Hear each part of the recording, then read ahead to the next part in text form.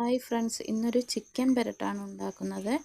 അതിനായിട്ട് നമ്മൾ തേങ്ങാക്കൊത്ത് എടുത്തിട്ടുണ്ട്, ഇഞ്ചി വെളുത്തുള്ളി ചതച്ചത്, കുറച്ച് പച്ചമുളക്, ഒരു തക്കാളി, കുറച്ച് കറിവേപ്പില, ഒരു 4 സവോള, കുറച്ച് ചെറിയുള്ളി എല്ലാം കൂടെ അരിഞ്ഞ് വെക്കുക. അതിലേക്ക് നമ്മളൊരു പാൻ വെച്ച് ചൂടായതിലേക്ക് എണ്ണ ഒഴിച്ചതിന് ശേഷം നമ്മൾ തേങ്ങാക്കൊത്തിട്ടൊന്ന് മൂപ്പിച്ചെടുക്കണം.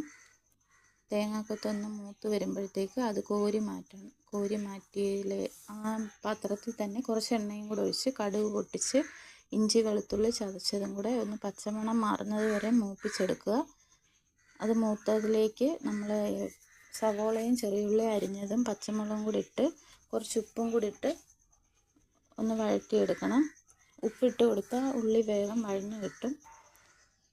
അത് വഴറ്റി നന്നായിട്ട് ഇളക്കി ഒന്ന് വഴറ്റിയെടുക്കണം.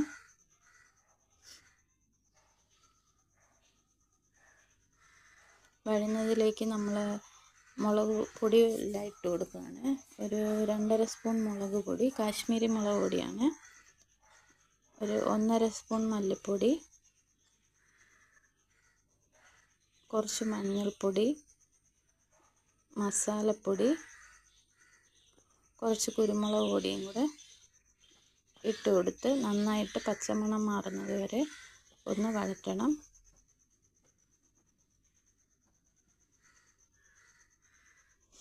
നന്നായിട്ടൊന്ന് വഴന്ന് വരുമ്പോഴത്തേക്ക് നമ്മൾ അരിഞ്ഞു വെച്ചിരിക്കുന്ന തക്കാളിയും കൂടെ ഇട്ട് കൊടുക്കുകയാണ്. തക്കാളി ഒന്ന് വെന്ത് വഴന്ന് വരുമ്പോഴത്തേക്ക് നമ്മൾ വെള്ളം തിളപ്പിച്ച് വെച്ചത് കുറച്ച് വെള്ളം ഒന്ന് ഒഴിച്ച് കൊടുത്ത് ഇത് നന്നായിട്ട് മിക്സ് ചെയ്ത് അതിൽ എണ്ണ തെളിഞ്ഞ് വരുന്നിടം വരെ ഒന്ന് വഴറ്റിയെടുക്കണം.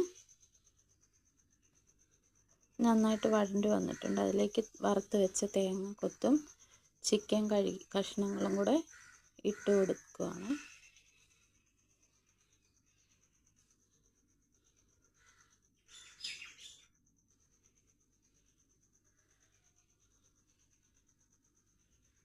അതിലേക്ക് ആവശ്യത്തിനുള്ള ഉപ്പും, നേരത്തെ നമ്മൾ ഉപ്പിട്ട് കൊടുത്തായിരുന്നില്ല, അതനുസരിച്ച് കുറച്ച് ഉപ്പും കൂടി ഇട്ട് കൊടുത്ത്